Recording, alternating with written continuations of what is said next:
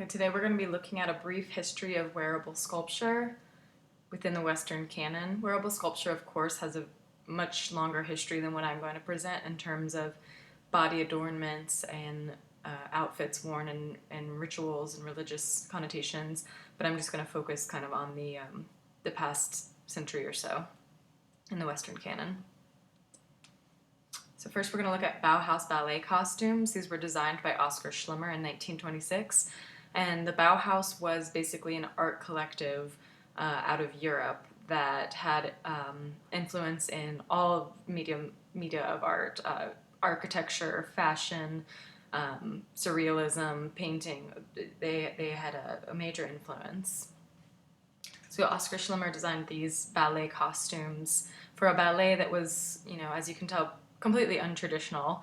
The dance was not focused on the dancers being, beautiful and graceful, but rather by their interaction with these very unusual costumes and also the effect that the costumes had on the dancers. So rather than the costume enhancing the dance movements as they normally do, these costumes actually often impeded their movements and, kind of had made them create a new choreography in response to the outfits that they were wearing.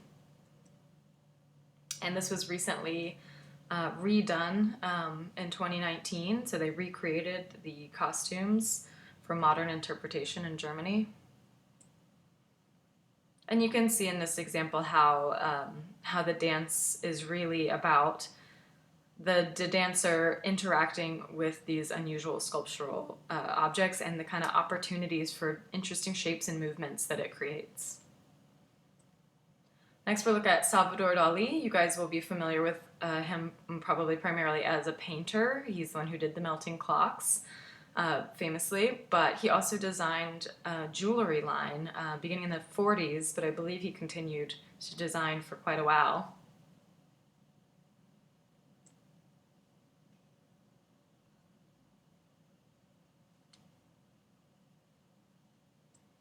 And he actually ended up doing a collaboration with a very famous fashion designer, Eliza Schiaparelli, who's an interesting person to look into.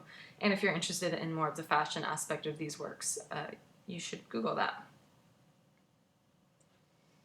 Okay, Atsuko Tanaka. She was a Japanese artist that was part of the Japanese art collective called the Gutai Group. The Gutai Group was really revolutionary in terms of performance art.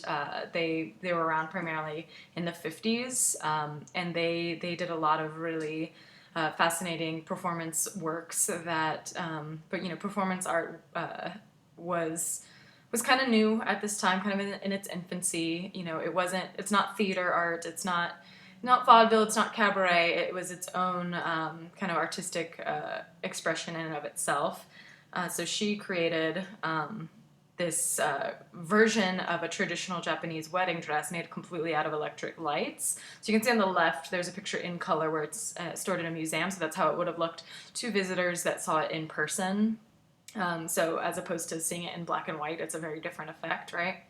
And it did illuminate, it did glow, so pretty striking.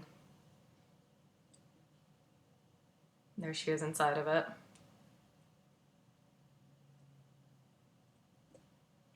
So Charlotte Moorman and Namjoon Paik.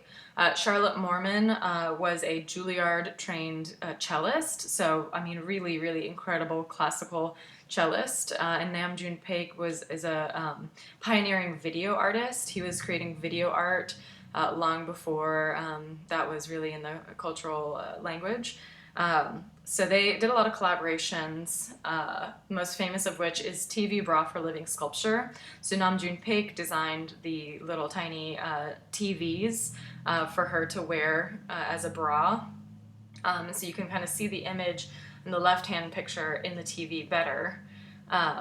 And in the right hand, you can see her doing a live performance wearing this bra. So this interesting backstory in this, she had gotten arrested recently for doing a performance completely topless. So this was a kind of a little a joke slash a way of getting around further charges was to wear this little TV bra. So innovation coming out of desperation here. And this one, really impressive, TV cello and TV glasses. So you can see in her sunglasses that she has tiny, tiny TVs on either side. And then her cello is completely made out of TVs. And for 1971, this is incredible technology to be able to pull this off. It's really impressive. So they were really trying to combine. There was not the idea at this time of the combination of highbrow and lowbrow art. So highbrow being this really fancy, trained cellist playing classical music, and then lowbrow being television. So TV at this time, we didn't have HBO, we didn't have The Wire. TV was considered to be really like, lowest common denominator of entertainment. So to combine those two elements was a really interesting idea at the time. And here you can see the cello kind of sitting there as an object, and you can also see the way the wires are connected, how Nam June Paik disassembled the wires from the original TVs and reassembled them into the sculpture. Rebecca Horn, she created a huge variety of sculptures that were kind of extensions of the body in some way or another. And she began to do this after she was working with really dangerous materials. She didn't realize how dangerous working with fiberglass and materials like that was. So she actually got hospitalized with a really bad lung condition. So from the hospital, she started, doing what she could artistically from her bed. So sewing, things like that. And she also really got interested in the idea of, the body and everything that we use to help the body, to extend the body. When you're in the hospital, you have all these tubes connected to you, all these things that, keeping your body healthy. You have fluids pumping into you. So she got really interested in this idea of, how can art be an extension of the body, and kind of make a hybrid of body and machine.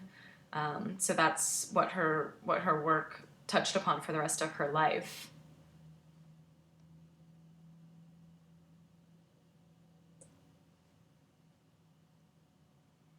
And often, it was interesting, often her sculptures were just as much about facilitating what the body can do. So in this past example, touching both walls at once, that's something that enhances the body. You couldn't do that normally with a natural body, and so that's something that enhances the body. But also machinery and prosthetics being something that can inhibit the body, like we were talking about with the Bauhaus ballet costumes. It's something that can restrict, can confine, and can change your movements. So for instance, she calls this one the feathered prison fan. So just using the term prison indicates there's a sense of being confined or trapped, even though it's a beautiful object. And then pencil mask. This was something that she created for performances, and most of the objects she would perform with in some way or another. And so you can see stills from a video here where she's wearing the mask and kind of drawing with the pencils on her head.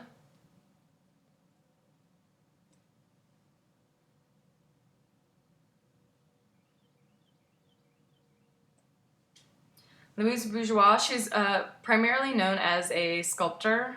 She makes enormous spiders, objects like that. That's something you may have seen before. But she created this kind of latex wearable sculpture that's kind of these bulbous, breast-like latex objects. And she created kind of two versions of this.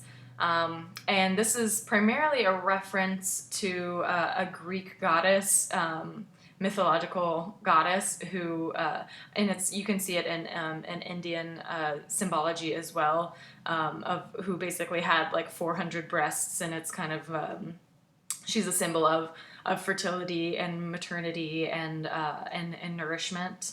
So she was kind of referencing that idea. Singa Ngudi, she was primarily a sculptor as well. Her primary medium was with pantyhose that she would fill with sand and cement and various kind of weighted materials to give the pantyhose shape and form. But she would also often perform with those materials. So here you can see her kind of wearing an outfit made out of those sculptural materials. And here she is. This is recent. She's still working and performing. Recent performance of her kind of doing a choreography inside one of her pantyhose sculptures. And there's many iterations of this. If you're interested in her, you can find more images and videos of her work. So she also did a project called Ceremony for Freeway Fetes. So the Freeway Fetes were actually a public art installation she did under an underpass that was, the government was giving out small grants at the time to kind of beautify freeway underpasses. And so she decided to do a kind of ritual ceremony in addition to creating the public art installation, where she invited people from her art collaborative group that she worked with called Group Z to play music and wear these costumes that she had invented to kind of mimic a kind of spiritual ceremony garb. And of course, she created the majority of them out of pantyhose, her signature material. So they all got together and played music, and Ngudi herself played a kind of shamanistic character who went around kind of blessing everyone.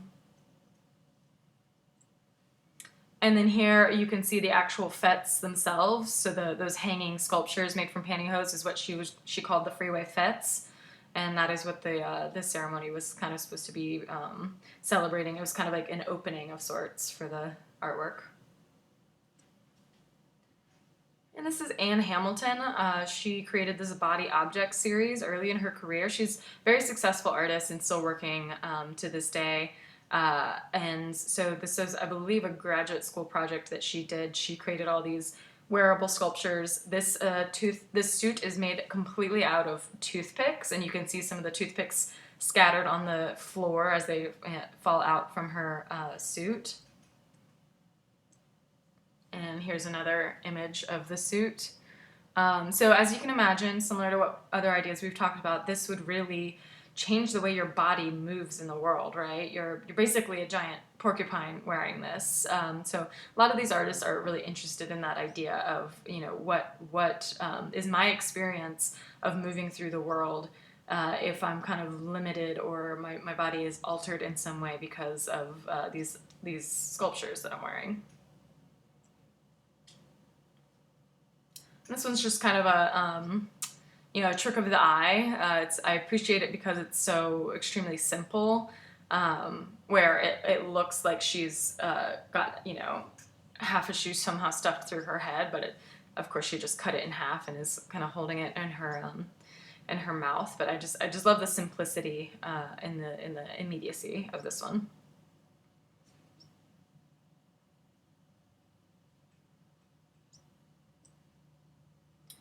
Okay, so that was a very brief history, and as we move forward, I will show you a lot more examples of contemporary artists who are making wearable sculptures in the past 20 or 30 years.